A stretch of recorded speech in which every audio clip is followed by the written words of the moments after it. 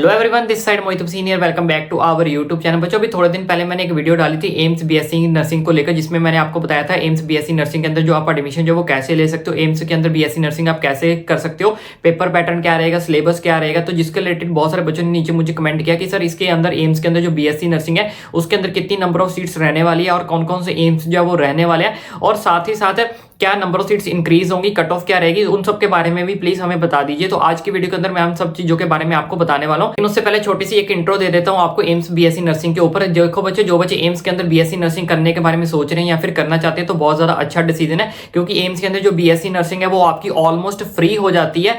और साथ ही साथ अगर आप एम्स में से बीएससी नर्सिंग अपनी कंप्लीट कर लेते हो तो अंदर ही आपको जो है वो जॉब मिल जाती है और सैलरी भी काफी ज्यादा अच्छी होती है। और साथ ही साथ एम्स जो है इतनी अच्छी फैसिलिटी आपको देता है, इवन आपके मोबाइल तक का रिचार्ज भी जो है वो आपको खुद करवा के देता है। तो एम्स के अंदर अगर आप बीएससी नर्सिंग करना चाहते हो तो काफी ज्यादा अच्छा डिसीजन है। लेकिन एक चीज क्लियरिफाई कर देता हूं कि एम्स के अंदर जो बीएससी नर्सिंग है वो सिर्फ लड़कियां ही कर सकती हैं, यानी कि गर्ल्स ही कर सकती है, बॉयज जो है बीएससी नर्सिंग नहीं कर सकते। एम्स के अंदर आपके लिए पैरामेडिकल का ऑप्शन रहेगा, पैरामेडिकल कोर्सेज के अंदर जा सकते हो। उसकी भी काफी ज्यादा अपॉर्चुनिटीज निकलती रहती है, गवर्नमेंट कॉलेज जो निकलते रहते हैं। उसकी भी वीडियो जल्दी आपको हमारे चैनल पर मिलेगी, इसलिए चैनल को सब्सक्राइब कर लो ताकि आने वाली सारी की सारी अपडेट्स आपका भाई आप तक जो है वो इजिली पहुंचा सके। तो जब बात कर लेते हैं कि एम्स के अंदर कितनी नंबर ऑफ सीट्स रहने वाली हैं, साथ ही साथ आपका एग्जाम कब होगा, क्या सिंगल डे में एग्जाम होगा, कब तक आपके एप्लीकेशन फॉर्म जो वो आ सकते हैं। लेकिन उससे पहले सीट्स की बात कर लेते हैं, कट ऑफ क्या रहेगी, सब कुछ बताऊंगा। देखो यहाँ पे मैंने एक स्क्रीनशॉट लगा देता हूं, तो यहाँ पे आप देख सकते हो कितनी नंबर ऑफ सीट्स जो रहने वाली है। ये जो डाटा है अभी 2024 का है, क्योंकि 2025 का डाटा अभी तक नहीं आया है। वो जैसे एप्लीकेशन फॉर्म आएंगे उसके साथ हमें डाटा आएगा। तो यहाँ पे आप देख सकते हो दिल्ली के अंदर आपके पास टोटल 96 सीट्स रहने वाली है,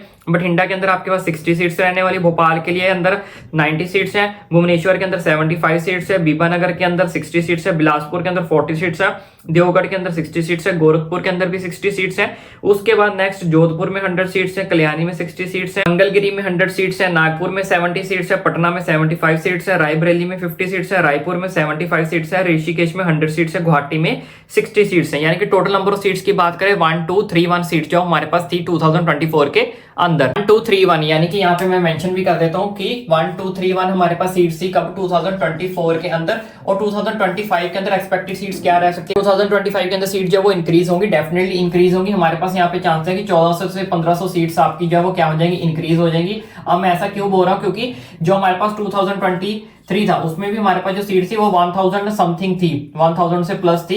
तो उसमें 200 सीट्स ऑलमोस्ट क्या हुई थी, इंक्रीज हुई थी। तो इस बार भी मैक्सिमम चांसेस है कि अगर आपकी 200 सीट्स यहाँ से इंक्रीज होती हैं तो 1400 से 1500 के बीच बीच में हमें सीट जो वो क्या करने को देखने को मिल सकती है। ठीक है, तो इतनी नंबर ऑफ सीट जो वो रहने वाली है। अगर बात करें 2024 के अंदर तो ऑलमोस्ट 75,000 के आसपास बच्चों ने क्या किया था, इस फॉर्म को फिल किया था एम्स बीएससी नर्सिंग के लिए। तो इस बार हमारे पास जो संख्या वो बढ़ती हुई दिखाई भी दे सकती है। ऑलमोस्ट 1 लाख बच्चे जो है क्या कर सकते हैं, एप्लीकेशन फॉर्म को फिल कर सकते हैं किसके अंदर, 2025 के अंदर। कुछ बच्चे सोचेंगे कि सर 1400-1500 सीट्स है, 1 लाख बच्चे एप्लीकेशन फॉर्म फिल करेंगे, क्या मुझे फिल करना चाहिए ना या फिर नहीं करना चाहिए। डेफिनेटली आपको फिल करना चाहिए, क्योंकि ऐसी फैसिलिटी आपको बीएससी नर्सिंग के लिए किसी भी कॉलेज अदर कॉलेज में जो वो नहीं देखने को मिलेगी। क्योंकि अगर आपको खुद के ऊपर कॉन्फिडेंस है तो डेफिनेटली आप एग्जाम क्लियर कर जाओगे। अब सिलेबस क्या है वो मैंने आपको प्रीवियस वीडियो के अंदर बता दिया था। इसके अलावा जो भी बच्चे स्टेट के लेवल के ऊपर बीएससी नर्सिंग करना चाहते हैं, यूपी के ऊपर पीजीआईएम चंडीगढ़ में भी फ्री नर्सिंग कराई जाती है, एमपी के रिलेटेड आरयूएचएस में जाना चाहते हो, इन सब की वीडियोस भी हमने ऑलरेडी बना रखी है। इन सब वीडियोस के लिंक आपको नीचे डिस्क्रिप्शन बॉक्स में जो वो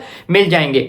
ठीक है, और सबसे पहले बात करते हैं फिजिक्स, केमिस्ट्री, बायोलॉजी, जीके, जो कि हमारा सिलेबस रहने वाला है। जैसे कि मैंने आपको प्रीवियस वीडियो के अंदर बताया था 30 मार्क्स का ये रहने वाला है, 30 जो 10 मार्क्स की है।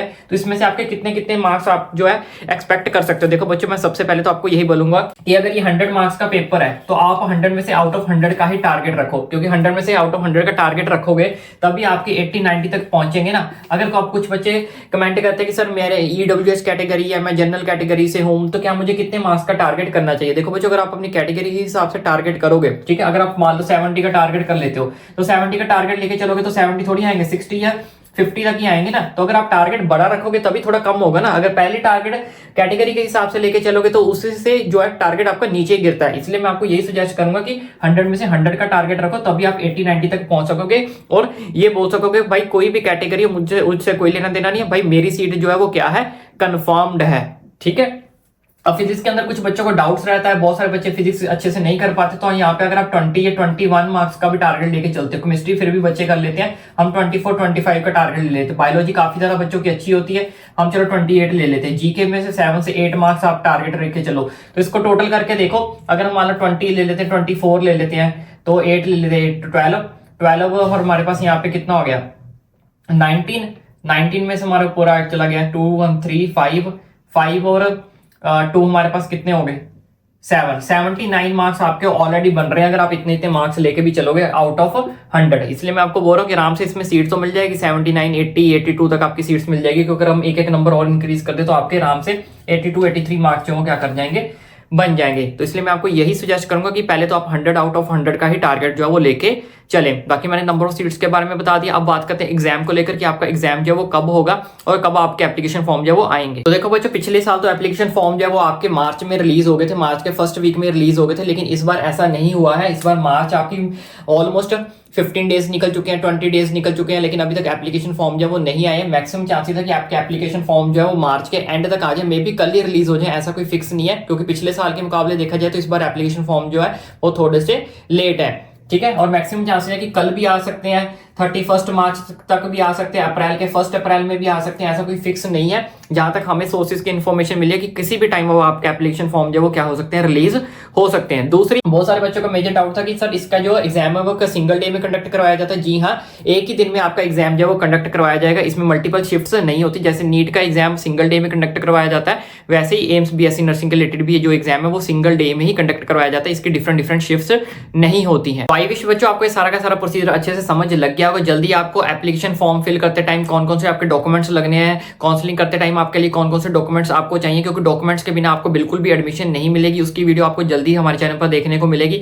और जो बच्चे स्टेट के ऊपर अपना बीएससी नर्सिंग करना चाहते हैं, स्टेट लेवल के अंदर बीएससी नर्सिंग में जाना चाहते हैं, उसके लिए क्या प्रोसीजर रहने वाला, कितनी एप्लीकेशन फीस लगती है, क्या सिलेबस आएगा, उन सबकी वीडियोस भी हमने ऑलरेडी बना रखी है, जिसका लिंक आपको नीचे डिस्क्रिप्शन बॉक्स में मिल जाएगा। बाकी चैनल को सब्सक्राइब करना ना भूलें। आने वाली वीडियोस के अंदर हम आपको अकेले एम्स की कट ऑफ क्या जाती है उसके ऊपर भी आपको वीडियो जल्दी हमारे चैनल पर देखने को मिलेगी, इसलिए चैनल को सब्सक्राइब करना ना भूलें।